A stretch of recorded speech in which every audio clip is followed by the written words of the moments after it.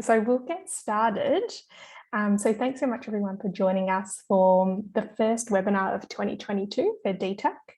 The webinar is going to be focused on supply and demand planning for health commodities. And today's presenter is Richard, who's just joined us. Richard has been a supply chain consultant for mSupply for almost a year and a half now. And prior to that, he worked as a supply and demand planner for a medical device company. So he's going to share some insights that he has about supply and demand planning today. We're also going to be discussing plans for Open mSupply, which is the new open source version of mSupply that's currently in development. So feel free to have a think about how all of this applies to your context, and also to put any questions that you have in the chat, and we'll come back to them at the end. So over to you, Richard. Yeah, thank you very much, Emily. Thank you all of you for being here. So yeah, so I'm gonna. So obviously, I think I will try to cover like the basics. I didn't want to be too boring with some very specific supply and demand planning stuff, but obviously depending on the questions, and I'm happy to go a little bit more into the details. Like Emily said, obviously I'm going to try to explain. So first, a few basics about supply and demand planning, and obviously maybe say a few words about how it is now in mSupply, and what could be our plans to make it better in Open mSupply. And maybe you'll have a look at the new design as well. I don't know if some of you have already seen it or not, but that could be also the chance to look at what is the new face of the mSupply desktop. Okay, I'm gonna share my screen now.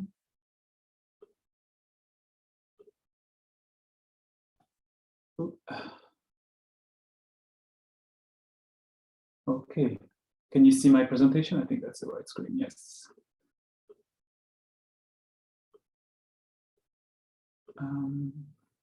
Here we go. So yeah, supply and demand planning. So this is obviously like from the industry I'm coming from, so pharmaceutical industry, medical device industry. This is a very critical process, but it's actually a very critical process for all the industry all over the world. So this is this ability to be able to forecast what we're going to sell, distribute, issue to our customers. Obviously, this has a lot of impact, consequences on what you're going to produce if you're a manufacturing company. So that was our case in my previous company. But in our case, for mSupply, an organization that supplies health commodities to patients in different countries, this is very important to try to have an understanding on how much you need to make sure that you have always enough to supply your patients, your pharmacy, your hospitals and clinics. And also on the other end, obviously, the main goal here is to avoid stockouts, to make sure that when you're not running low, or and you always have enough for your patients' demand. But on the other end, the goal is also to make sure that you don't have too much. And having too much inventory, I'm sure you're aware of it, could be also a risk. Not only because it's costing a lot of money to have a lot of supply sitting in your warehouse or your pharmacies, but also because the more stock you have, the more risk you have of it being lost, damaged, and obviously what we are, I think, as supply chain manager, all afraid of the expired. So that's obviously a way to supply and demand planning is a way to avoid that by having a better idea of what future consumption is going to be. So first, I'd like to start with demand planning. So demand planning, the obsessions of all demand planners is the future, obviously. So we want to have as much information as we can to create what we call, obviously, forecasts. And so, as I said as an introduction, so most companies are going to use a specific software. SAP has a demand planning module. Most of the ERPs have a demand planning module. that will calculate forecasts, usually for a rolling period of 12 months or 24 months. So the idea here, that's actually linked to my another point in my slide here, is that this is a monthly process. So that means that every month, the system will generate a new set of forecasts for the next 12 months or the next 24 months. And every month, usually the first of the month, the system will use the new data, the new actuals. So how much have I sold in the last few months, and then generate a new set of forecasts. So this is that's why we usually, obviously this is a monthly process, and that's maybe something you're familiar with. We are calling it the S&OP process, sales and operation planning. So this idea of every month you're gonna collect the forecast from your sales or from your pharmacies, and you're gonna discuss all the figures with your top management, and then in the end you're gonna agree on a set of forecasts that you're going to use to manage your replenishment and to place your orders. Yeah, so obviously we are obsessed with the future, but I think it's fair to say that it's obviously impossible to predict the future. So the idea is actually more about reducing the uncertainty. So, and there is obviously a lot of ways to do that. The most obvious one, the one we all think about, is actually using what happened in the past to actually try to understand what's going to happen in the future months. So I call it looking backwards using past data, and that's when you're going to calculate your forecast using statistical methods. So that's what mSupply is doing at the moment. So mSupply is using a statistical method called the moving average. So that's what you see in the system that we call the average monthly consumption. That could be calculated based on the last 6 months, 12 months, 24 months, depending on your configuration. But there is other method that you could use, and they have all, there's not one that is better than the other. They're actually more some kind of competing with each other, and they will be more suitable for different kind of trends. So a moving average, for instance, is perfect when you have a very stable demand, because obviously you're taking what you've done in the last few months, and it will, even if there is a trend, but like very stable trend, it will always like go up slowly. But sometimes you may need something that is a bit more reactive. I don't know if it's the good word, but like, for instance, you are phasing out a product and you are introducing a new one, and obviously this product is going to ramp up, or even just a new product, or maybe something that is more that will probably talk to you, like you have a vaccination campaign, or you have suddenly you need to test a large share of your population. So there's going to be a ramp up of your demand for testing materials or vaccines, obviously.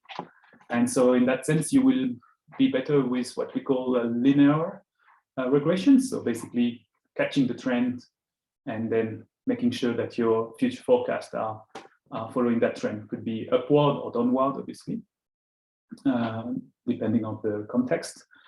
And another interesting method is also using the seasonal forecasting. So seasonal forecasting, I remember in my previous company, for instance, I was taking care of the Italian market. And in Italy, in August, everything is shutting down. So there's absolutely no consumption at all. And so the system would be able to detect that there is always a drop in August for that specific country. And though the system will actually make sure that it will calculate future forecast, taking into account that drop, that we say a regular drop in sales in August. So, and I mean, that's up to you to tell me if that's something that you can see in the product health commodities that you're distributing to your patients or facilities, but I assume seasonality can be everywhere and for different reasons. What people are not necessarily looking at when they are doing forecasts, when they are trying to predict what they're going to do, is looking in the future. at future data. So that's what I call here looking forward. And this is actually very straightforward. It's actually to know, okay, what kind of information do I have to actually reduce that uncertainty? So I know, for instance, that my vaccines distribution, my vaccines consumption is very linked to the number of births I'm going to have. So obviously, if there is like 100 births in February, I'm going to have to vaccinate 100 babies in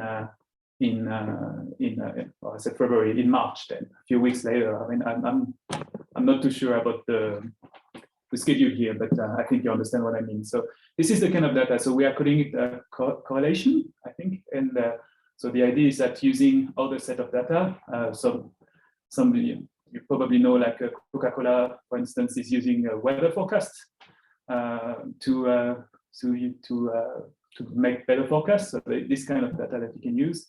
They are also obviously using like, and that's going to be my next point, when there is a World Cup or a Rugby World Cup.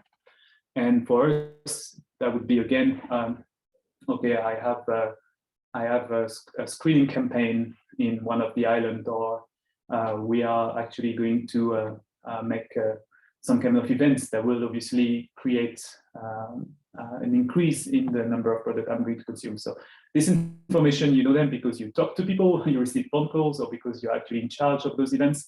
And that's kind of input, you can actually use them also to adjust your forecast and make them even better. And in the ideal world, you would actually try to use kind of both systems. So obviously, when you know how many, like I said in my example here, like how many repeats I have, like if you are dealing with vertical programs for TB or HIV, you have patients that will come back every month. So this is your certainty. I know they are going to come back because I have appointments in the system and they are supposed to come back to get a refill on their products, on their medicines, the births, etc. I know that there is this screening campaign. So this is what you know. And then for what you don't know, what you're not able to forecast with future data, actual data, you can actually use the statistical to fill the gap.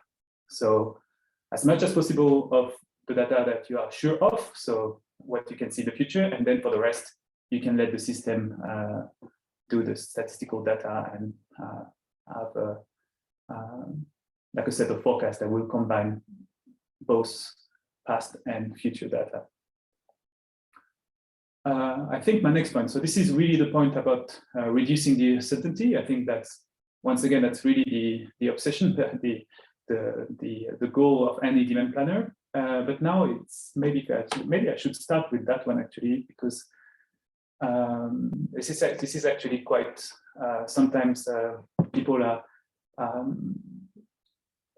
they don't necessarily see the difference between consumption data and customer demand. So this is two different things. So what do we calculate? So what we want to calculate. So what do we use to calculate forecast, or to create a forecast? We need to use as much as possible what we call the customer demand. And the customer demand, so the definition here in bold, customer demand is the quantity requested by a customer at a given date. And that's very important. So the definitions, I think it's quite straightforward. I think everybody can understand it. But now I want to highlight why actual customer demand is not consumption history. Because consumption history does not reflect the actual customer demand. It reflects either our ability or inability sometimes to fulfill this demand. So when you look at consumption records in mSupply or other systems, they usually tell you how much product left your facility, and not necessarily how much the customer actually wanted in the first place.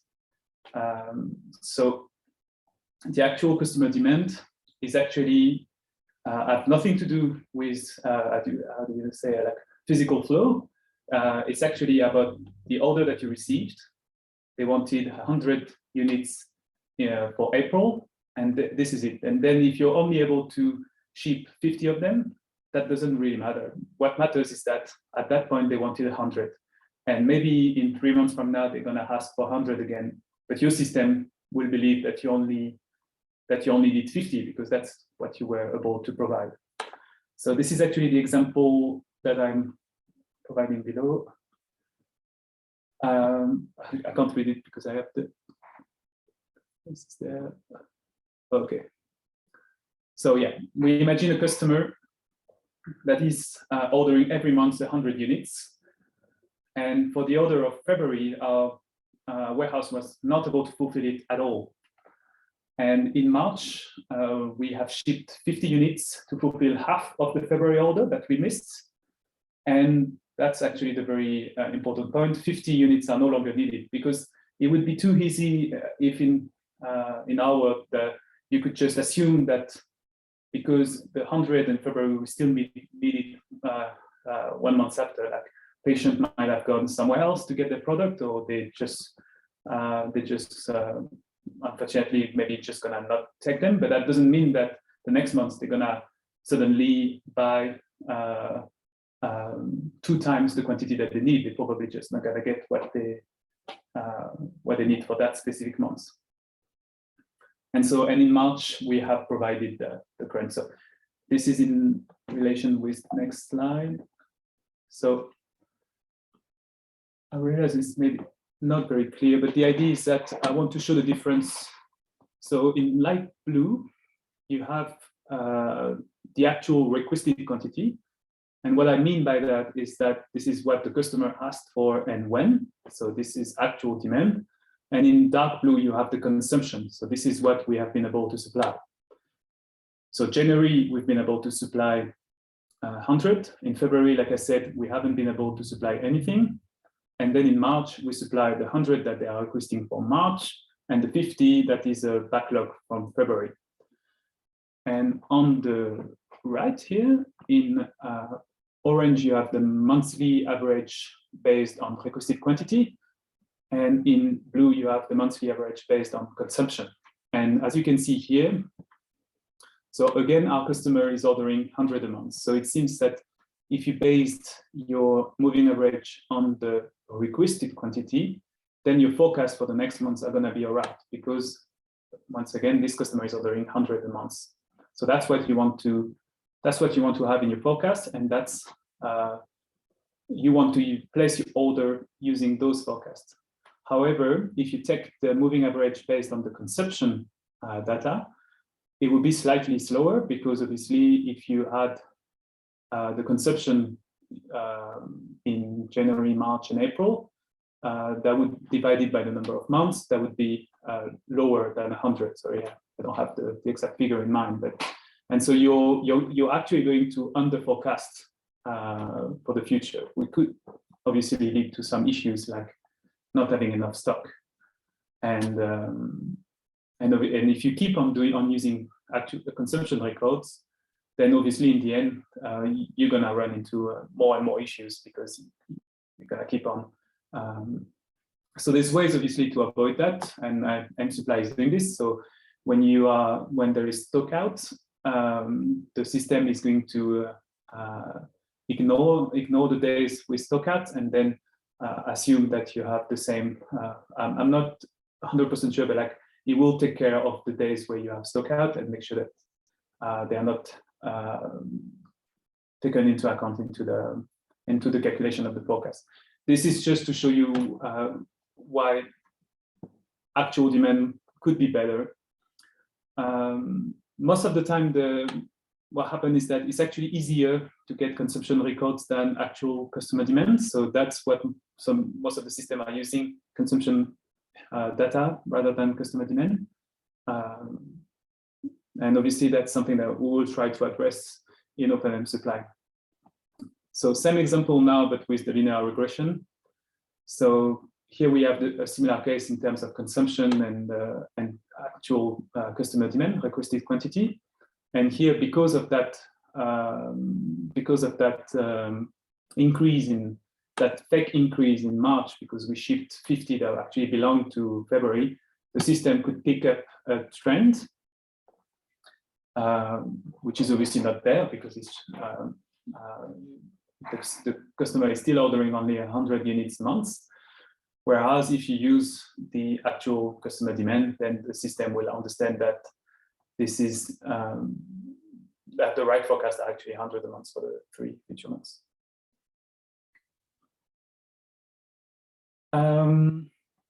So here we are. So this is actually so this is only like a we call it like a concept note or a concept design of how it would look like in Open mSupply. So actually, it may be for you the first time that you actually see an Open mSupply design. So this is like the new menu, which the new category, and so the forecasting part of it would actually be included into our menu distribution, because we are trying to forecast what we're going to distribute. So in our distribution network, so pharmacy, clinics, and obviously in the, at the very end, our patients. So maybe to go a little bit more into details in what you are looking at right now. So here you are looking at the forecast for one specific item, paracetamol. You're gonna have your actuals. So here I'm not saying what it is, but hopefully it will be actual customer demand and not consumption history. We'll see. And so this is how much you have consumed per month in the last 12 months. And so so obviously here, because we are in March, we should have the actuals of February here as well, but I made that slides last month. So let's assume that we are still in February. And then you will be able to see what the system, what kind of forecast the system is calculating. So the forecast for the next 12 months. So that's what you can see here on the right. And what is going to be interested here as a demand planner, or if you're doing some demand planning, is that you will be able to see so I'm referring back to what I said in the beginning. So this is the statistical forecast using past data. So using what were my actuals in the last 12 months. But then what you can do based on your knowledge is actually you can either override those forecasts. So you can basically choose a number here and say, okay, no, I know it's not going to be 156. It's actually going to be lower for that and that reason, because I received some insight from our pharmacies and they say that it's going to be less busier than before. And you can also include what we call like atypical or exceptional demand. And that would be, for instance, in that case, in May, I know that we're going to consume we're going to have like an exceptional order for 50 units, but I don't want them, because it's an exceptional demand, I don't want them to be taken into account in the forecast calculation, because I know they are not going to come back.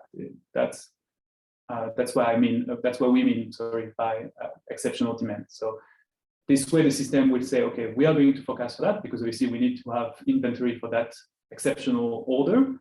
But on the other end, I don't want the system to think that the trend is increasing. This is exceptional. I know it because I have like the knowledge of it, and because I know what's happening behind it.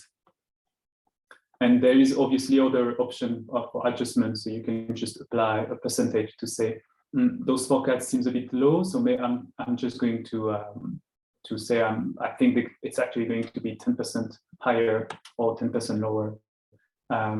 So that's really the inputs that you can make as a demand planner here.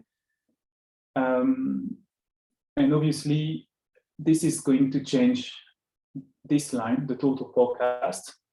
So obviously here, because there's no manual adjustment, the system thinks that the statistical forecasts are the actual forecast.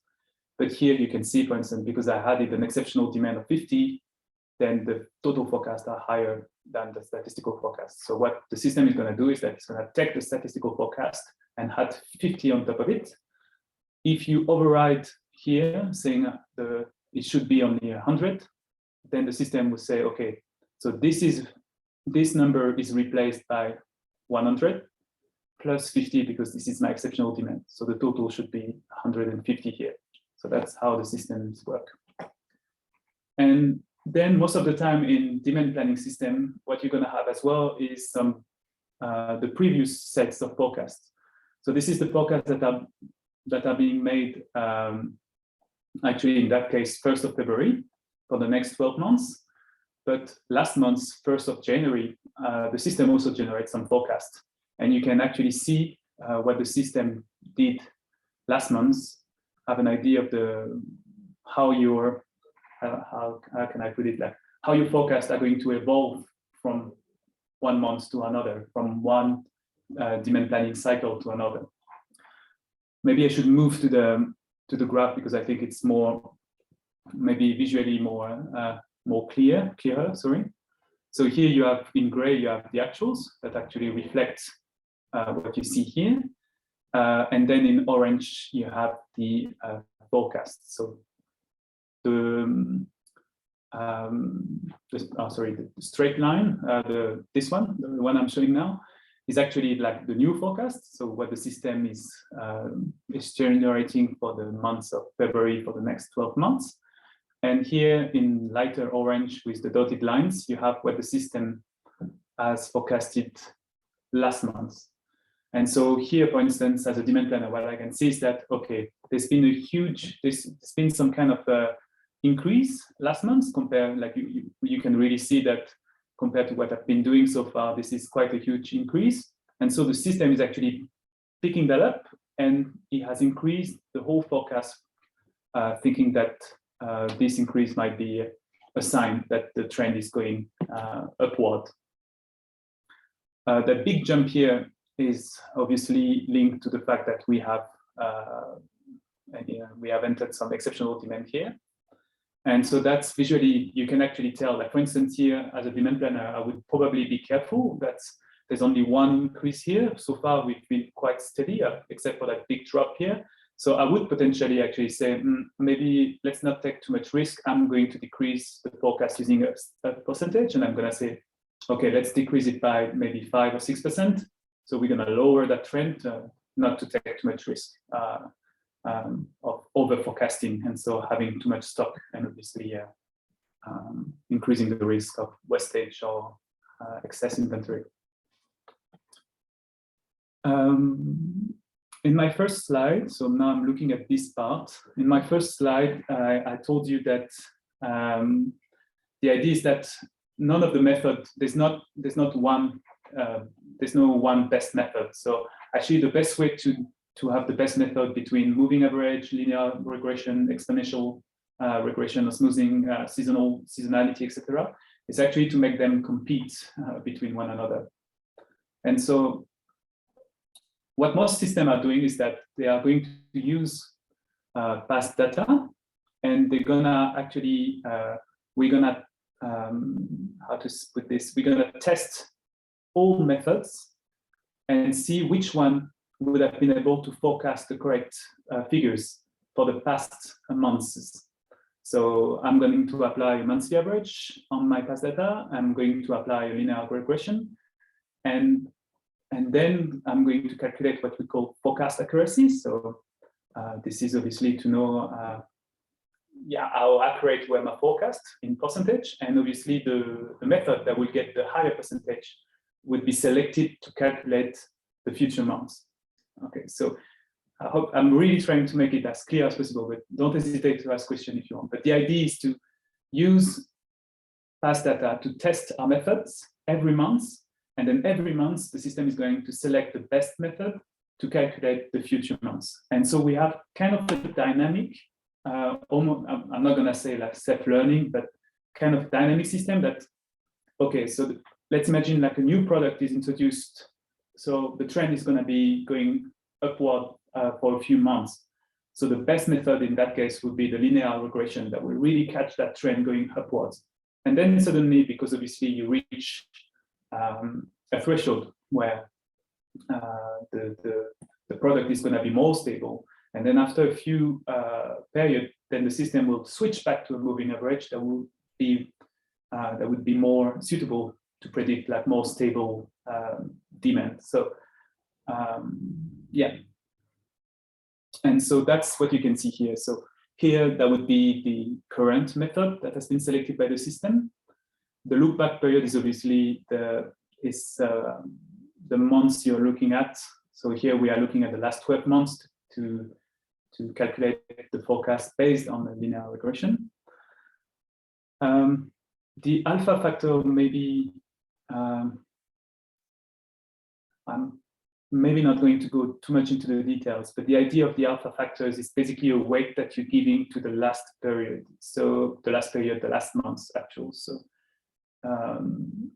the higher the alpha factor, so the alpha factor is the figures between 0 and 1, and the higher it is, it means that so if it's close to 1, it means that you want to give more weight to the last period. So somehow it's going to smooth the forecast to make sure that the trend, for instance, is not going too much upward. So basically here, as I told you that I'm not very happy with those forecasts. I think they are too high. I don't want to take that risk. I could actually manually adjust this, for instance, to be closer to 1. So I could put it to 0.6 or 7, and you would see the forecast drop because we are giving more weight to the previous period. So it would smooth everything. And here you have the result.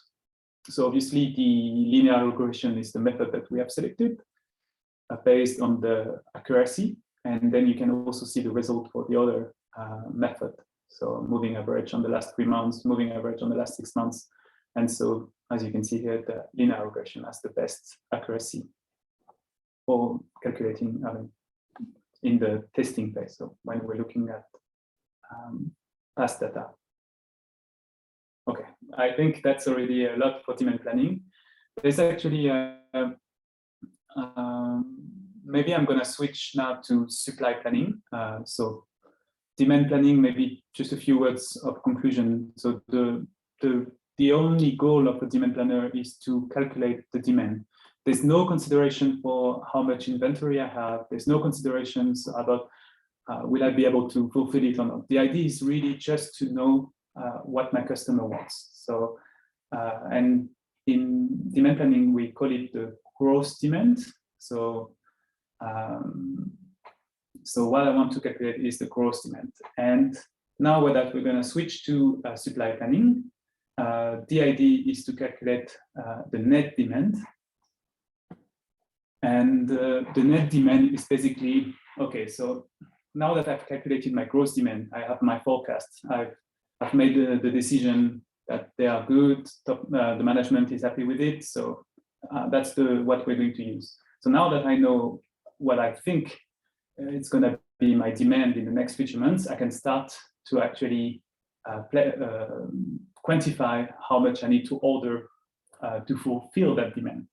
And that's where you're going to start considering how much you have in stock, how much you have in transit.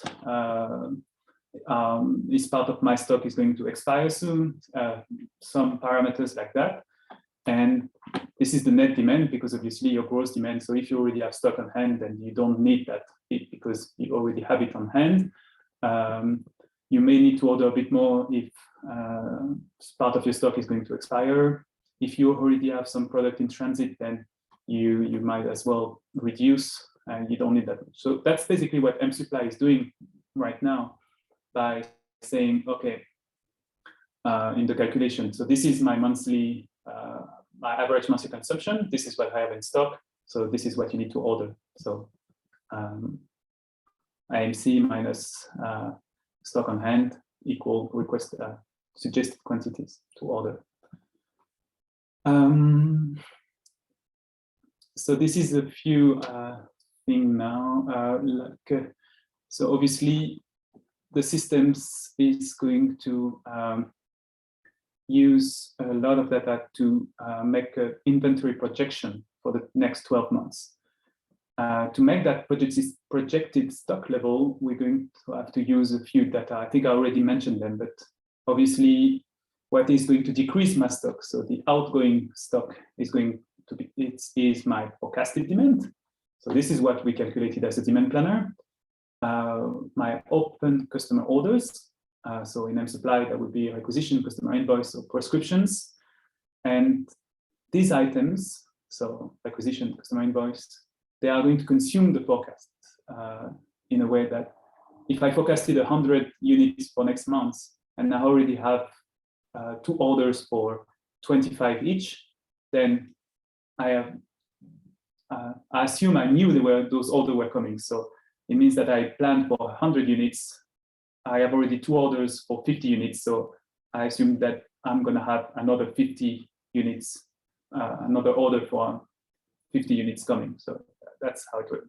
I think it's going to be clearer when I will show you the Excel mockup, the little simulation that I've made in Google Sheet.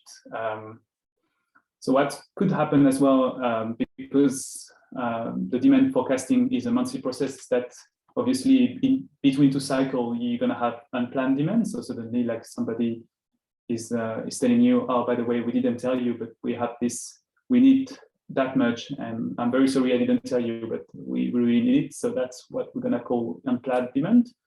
So obviously that's really not something that you want to hear, but that's, as a supply planner, you have to take into account, because now your obsession is actually to make sure that you have enough stock to fulfill your customer demands. And the other outgoing stock is obviously expiring stock. And to make that projection, so here we have all our minuses, so what is going to decrease our stock, and we also need what is going to increase it. So we have everything that we have already ordered, so, or what is already in transit. So in mSupply, that would translate with purchase order, supplier invoice, or returns. And what is incoming as well is the suggested quantity. So what the system is suggesting you to order to make sure that you have enough stock for the future. And here there's a variety of parameters that you can use to ensure that you always have enough stock and not too much.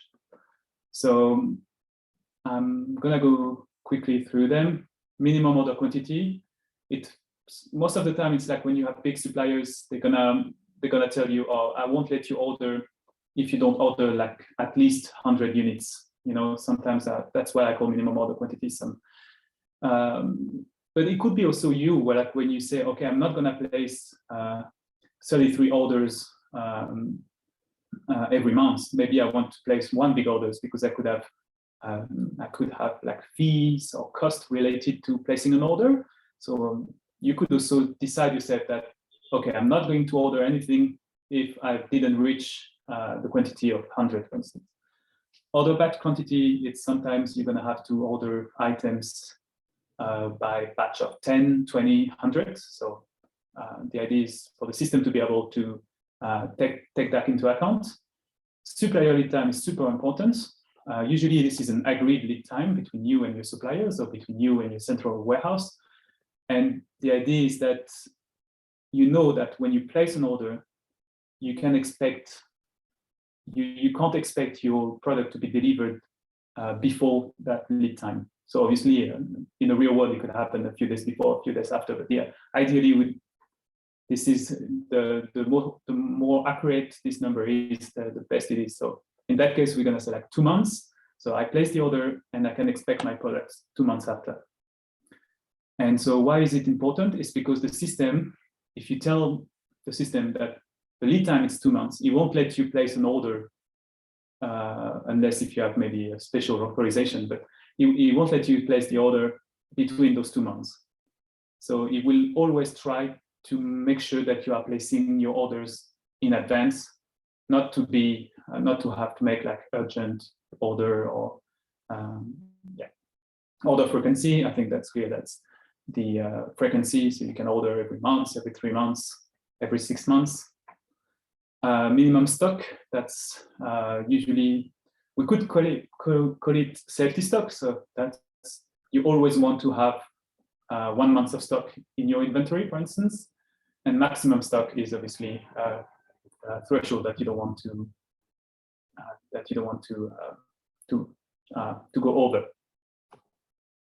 Okay, so now, and that's gonna be okay. So there's also like kind of a concept design for it, but I think I'm gonna move to the little simulation that I've made in Google Sheet here. So once again, we are looking at one specific item. So in that case, it's called item B.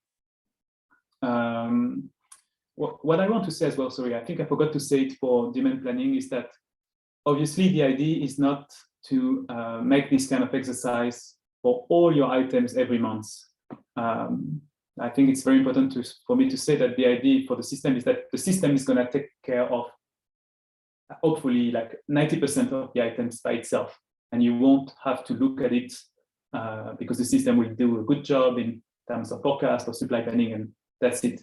However, it might happen that for very specific product, like new product that you're going to phase out, things like that, or product that are linked to a specific event, you may need to actually look at them to make sure that obviously the system won't be able to understand what's going on without a human brain intervention. So that's the idea. But I think just to make it clear, the idea is not to review the 1,000 items that you may have in your catalog every month. So yeah, so here we are looking at one specific item. So like I said, this is my forecast. This is what the system has calculated for the future months. Do I have some open orders? No, I don't think I have. So here, that's where you can enter unplanned demand. So here, I'll say bonjour, but it's a my name. This customer wants 10 units. They were not part of the forecast. So that's why actually my remaining demand for that month is 119 plus 10, 129. So this unplanned demand is actually on top of what I already forecasted. And then if I have open orders here, this is my line for open orders.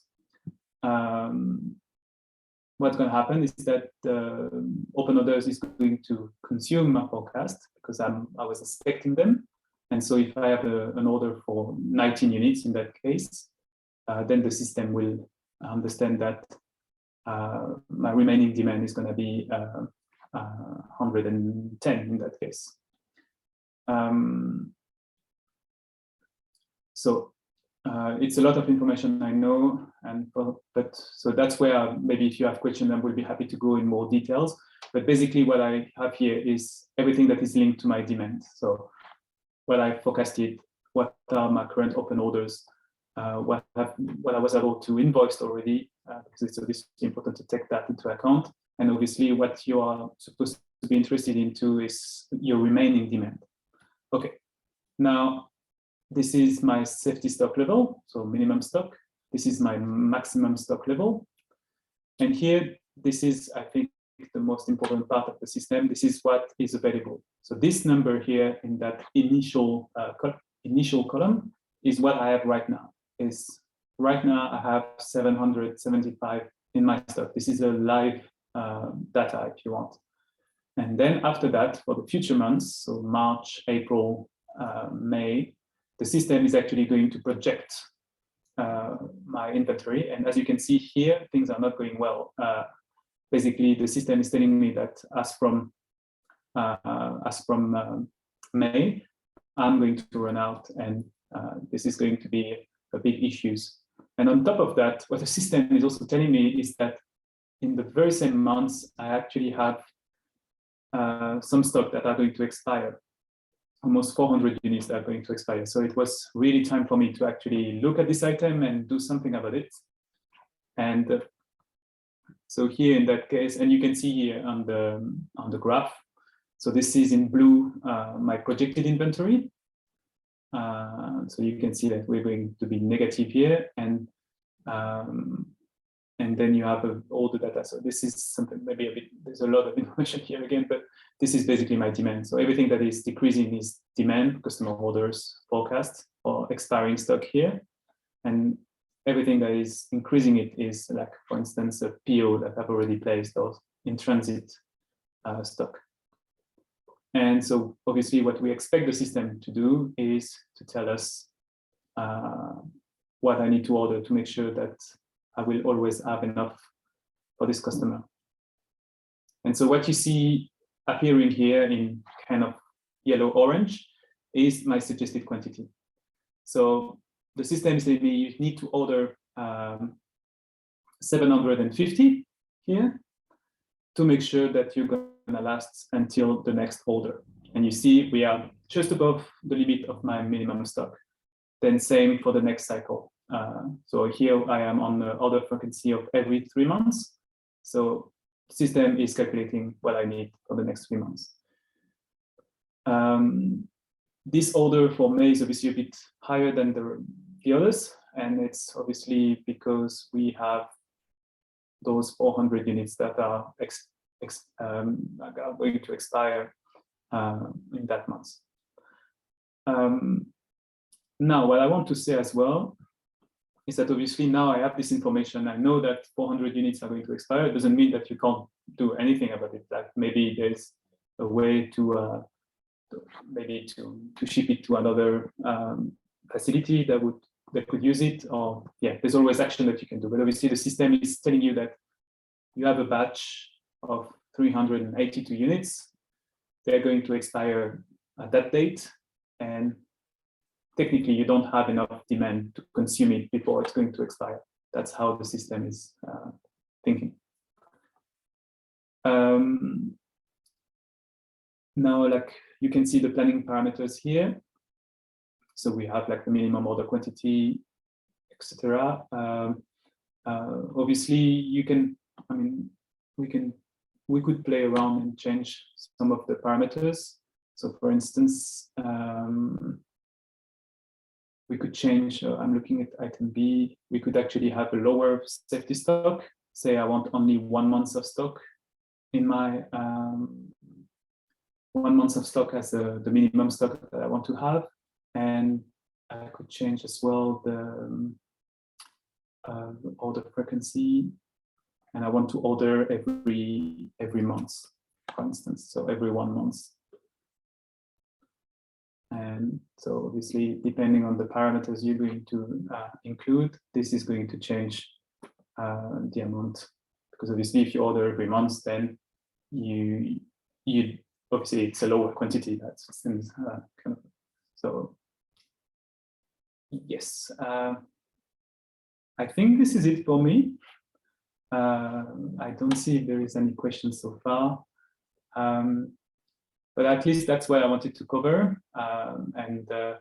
So yeah, very happy to listen to your questions now.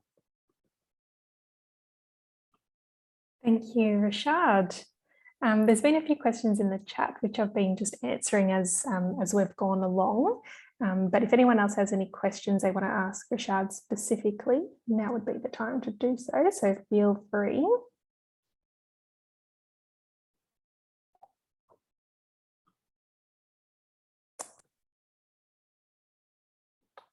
No, not at this point. Okay.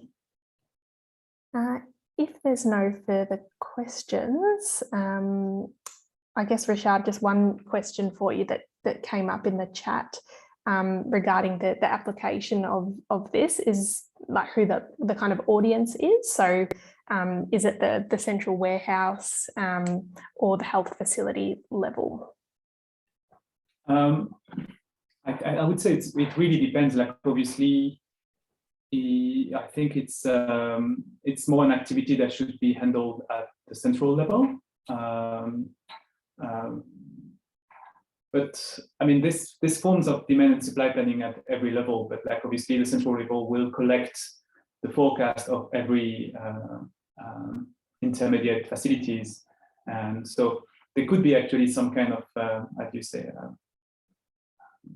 the data could actually come back up, like from the local pharmacies to the regional warehouse to the central warehouse. So there could be actually like some kind of consolidation of the forecast coming from the service delivery point towards the central warehouse. But yeah, usually it's more like a central.